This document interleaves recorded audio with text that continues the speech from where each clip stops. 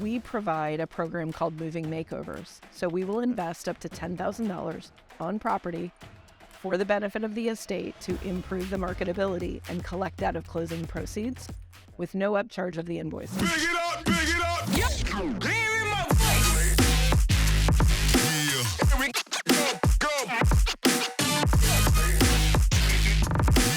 Here we go. Well, welcome to Let's Talk Real with Mel. I've got the Tasha Beckman here out of Denver Metro, Denver, Colorado. Tell us a little bit about, we're here at Exit Convention, by the way, 2022, and she was on the stage just now, and I drug her off the stage to have a chat real quick. But tell us a little bit about what you do, who you are. From beautiful Amelia Island. Yes. Yeah. Amelia Island, Florida. So I am a broker owner of Exit Mosaic Realty in Denver Metro, and I've been with Exit for a little over 5 years now, with the Tom Ferry organization for a little over 4 years, and I am a coach with that organization. So I love every aspect of my life right now. So you're busy. Busy, right? A little bit. You've been, I mean, a little bit, right? So you're in Exit, which I did not know until we actually met through the Ferry ecosystem. Right. And there's like, oh, my Exit family. And then you were an agent at that time, or team lead at that time. Correct. And then you made the leap recently and bought if you weren't running around with your head like a chicken with your head cut off yet, you'll do. I mean, why not? One more thing, right? One more thing. Started the brokerage July 1st. Okay, brand new. Yeah. So we're fresh, broker owner, building, hiring. All the exciting stuff. Yeah. Right. Okay. And so you said you've been a Tom Ferry coach for 5+? I've been with the organization for just over 4 years. Okay. I've been a coach now for 2. Okay. Tom Ferry coach for 2 years. Yeah. Exit organization just over 5. That's right. Franchisee now. Couple 3, 4 months. Yeah. Right. And so what is your general structure look like? I guess when you were a team, right? Yeah. You had a team, and then you decided, okay, I'm at a point where I'm ready to go to the next step and I want to grow and build.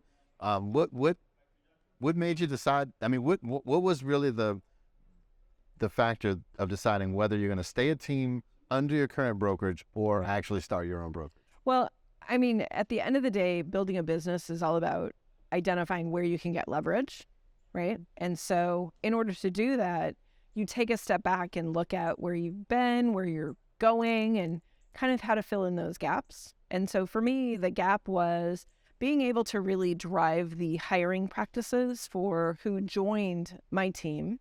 And if I had a recruit or a potential agent that I was talking to, a team is not the perfect answer for every agent. Sometimes individual is the right path. But many of the individuals that I was interviewing wanted still to be mentored and guided by me. And under the previous brokerage, that wasn't the opportunity. So in stepping back and looking at that, it was really important to be able to craft what that future looked like. Whether it's team or individual, you have both options within my brokerage. Okay. And they all get me now from a guidance, develop, mentoring, coaching, support, all of that. So I see. So basically, you were in almost a recruiting role, it sounds like, at the former brokerage. But when the agent would join, sometimes you didn't have really any control on their experience if they weren't on your team. Yeah, and I didn't have an official recruiting role. It was really about just talking, right? It's just a conversation. Yeah. So really, I'm always about networking and connecting others. And if I love what I'm doing, I want you to love what you do too. And so come on, right? Join the family. You bring that energy. I mean, like I said, when we first met, it was like, you bring it, and you're high energy. And I love connecting people. I just love it.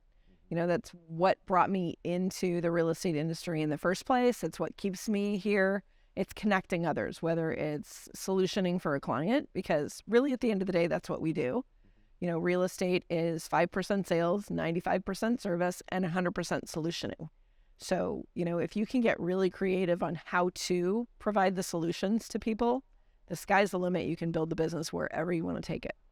So speaking of that, I guess building the business. Yeah. What are your plans? I mean, 90 days in, Yeah, How do sky's you- the limit. what do you vision? Well, I mean, what do you envision? Do you want to like a 5, 10, 50, 500? Like how big? Multiple offices? I mean, what did you kind of have in mind? Long-term goal, multiple offices. Okay. Yeah, somewhere in the 200-300 mark would be, rocking and rolling and really having a lot of moving parts. I have a master's in change management, and so I'm always fascinated by change. Okay. Most people shy away from change, and that is not my thing. So really, there is no limit. So as long as I'm having a good time and able to make an impact on others, because that's really what I do, is I'm driven by raising the bar of excellence in the industry and helping others in creating what their world could look like. Because it's not my world for you, right? It's your world, and how can I help develop and guide you and give you support to get to where you want your dreams to be, whether it's the consumer buying or selling, or if it's someone who wants to get into real estate, or they're currently in real estate and they don't know how to get to that next level. I want to help. I want to be, kind of a conduit to get you to where you want to be and fill in those gaps along the way. So at the end of the day, it comes back. Sounds like it comes back to service. Absolutely, 100%. Yeah. Yeah. So you're Serving serving your others, being your clients, which now are your agents, Right. in your brokerage, and your what we would call traditional buyers and sellers and investors. Right. Okay. Right. So tell a little bit about the Denver market. Have you been? Is that where you've always operated your real estate business? Yeah, I've lived in Denver since 1982. Okay. So I'm very familiar with the area, going on into kind of the foothills of the mountains. So, my business is within an hour of Denver, unless it's on the estate and probate side, which is a specialty that I have. Okay. So if an attorney has a need for a client that is outside of that kind of market area, my car, it's funny, I get in my car, it'll go anywhere. So, if I need to drive to the mountains or south or where, it doesn't matter to me. As long as I can serve and help and continue to support others, that's what feeds me. And, it helps me pay my bills at the end of the day, because if I can feed others, then, I Right. can feed my family. Right. Like Zig Ziglar says, That's right. help as many people Yeah. get what they want. Eventually, it'll circle back. Exactly. If you do the right thing, the right things will come. So how long have you been in real estate altogether? Oh, that's a convoluted answer. So Trick I question. started, it is a trick question, especially with my history. So I started in real estate in, it's going to age me a little bit, All right. in 1986. Okay. My first job in college was the front desk support staff for an office of 14 Okay. agents.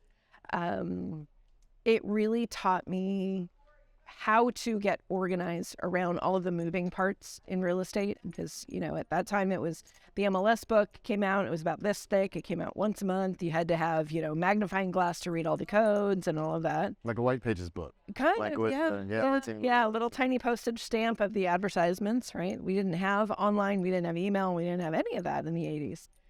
Then about 2 years later, I started my own company and supported 28 agents for 18 years.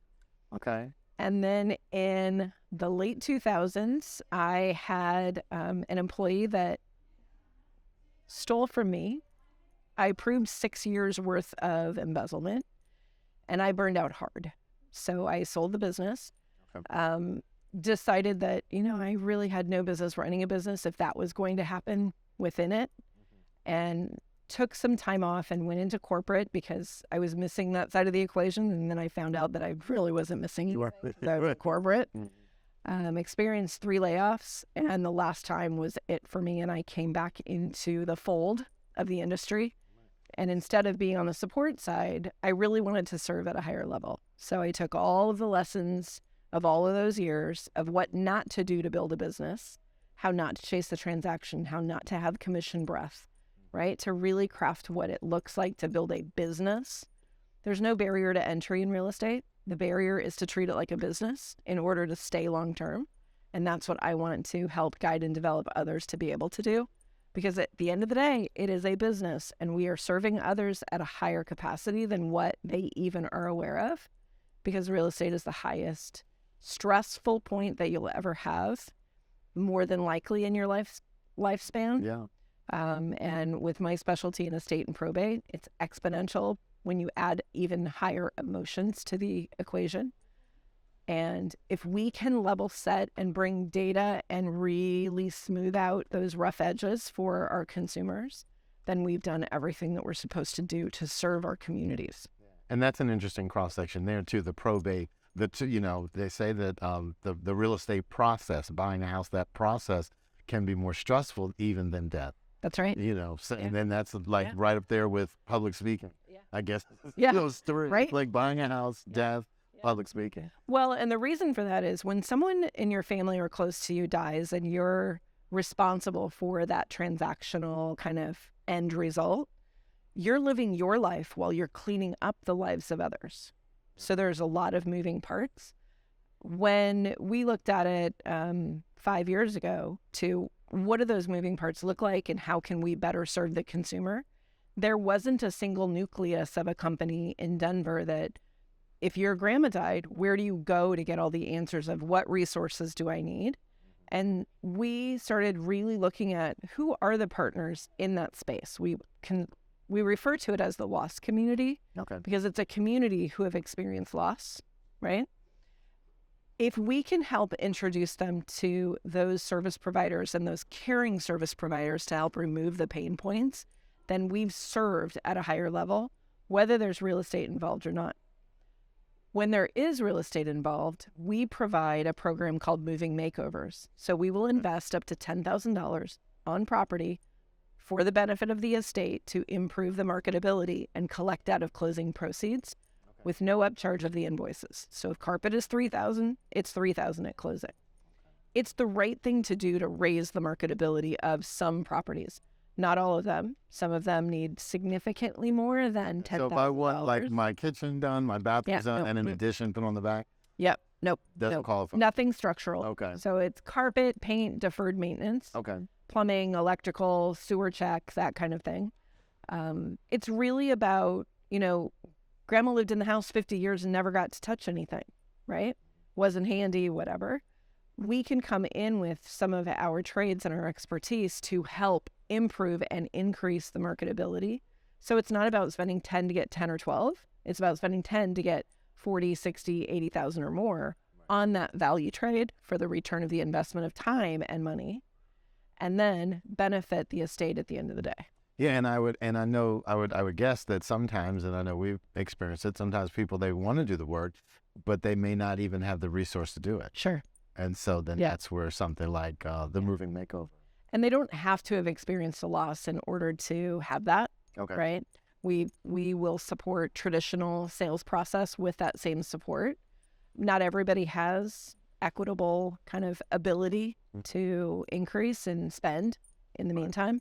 They're already thinking about the move and the expense of that and where they're going, that we can take that off of their plate, including the project management of that. So we don't just give a list of, hey, here are trades. Good luck with picking a painter. Right? Here's a list. 12. We'll go through and vet them out. It's equally as important to know who not to work with than who to hire. And we do that really well. I'm referred to as a mama bear in so many ways. And that's one of the ways is because we protect our consumers. That's right. Look out for the herd. Yep. And so then going back to, say, those situations and, on our topic, let's talk real. Give me a kind of a crazy scenario that you had in one of those real estate transactions. Well, in dealing in estate and probate, there is always something. In traditional real estate, no two deals are the exact same, right? It's not a cookie cutter process, but even more so with estate and probate, because we will handle hoarding situations and we call it removing memories from the house rather than junk hauling, because it is somebody's memories in the house. The biggest one that comes to mind, though, is we just recently had a project where the homeowner had passed away in the property, and it was truly a hazmat situation. And so opening that up to public consumption on tours and that kind of path is not a good plan when you have that higher level of risk. COVID was one thing and masking is one thing, but when you have to actually put on the breathing unit to walk into the unit to the property, it's a little bit more daunting. So when we looked at that, we reached out to our investor group. There was no $10,000 to improve that particular That property. wasn't going to help in No. this case. No. We ascertained what the property was and what the opportunities were in the market, and reached out to our investor communities and really helped guide the personal representative who lived out of state on what his options might look like, even to the point where my husband and my son came and pushed a car up a hill out of the garage to get it removed from the property. We could close, and then we could sell the vehicle separate. I mean, it's you never know what you're going to come across in real estate, and we have yet to find a challenge that we can't undertake and solve. Right. You know, Yeah.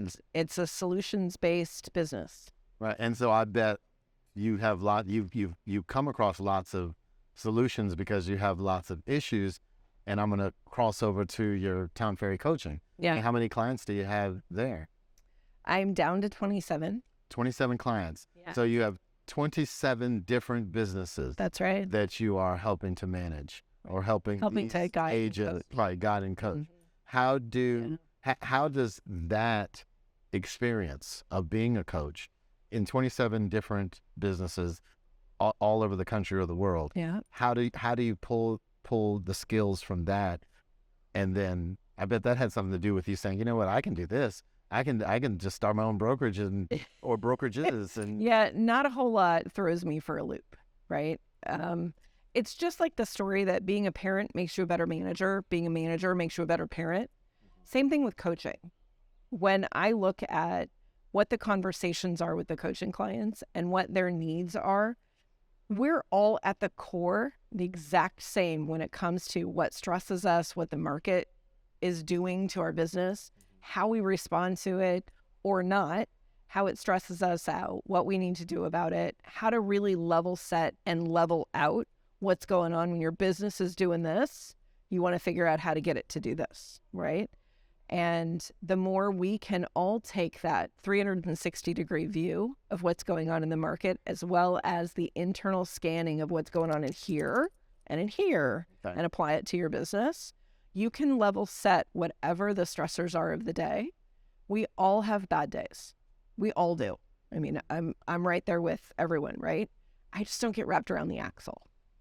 And so if you can balance that out and really look at the lessons that you need to learn and be open to the opportunities that present themselves in front of you, then you can take your business anywhere you want it to be. You just have to let it flow. right. So starting with the mirror. Start the mirror for sure. And then that will Talk to your best friend every day. right. You look at him in the mirror. And that will help Yeah. you overcome, because a lot of agents, at least my experience, I don't know if you experience, they come in, they get their license, they're excited, Yeah. and then, they give us Then their what do I do? voided check to deposit all their millions, and they can watch HGTV, and then the millions just flow into their bank account. Oh, because HGTV does such a great Right. job of setting us up for success, right? Right, yeah. So they think they're going straight from, here to $1 million listing. Right. And we know that is possible, but it's not happening today, and it's not happening tomorrow, and it's not going to happen ever if they don't put the work in. No, you have to build your competence so you have your confidence. Right. I like that. Mm. Build your competence so you can have your confidence. Confidence. Because the only difference is a comma. Move the comma, increase the price, but the workload is the same. Same. You're dealing with consumers. And who am I to say that this structure is not your king's castle, right? I'm not moving in. You're moving in. Right. You're not helping pay a mortgage payment. No, well, Right. my own. Right. Not there. Right, not Right. theirs. And the more you can really pivot within the conversation, not in a I'm going to sell you something mode, but I'm going to listen to what you're asking me and then help answer the question behind the question, whether it's an agent or a consumer. You don't know what you don't know, so you don't know what questions to ask.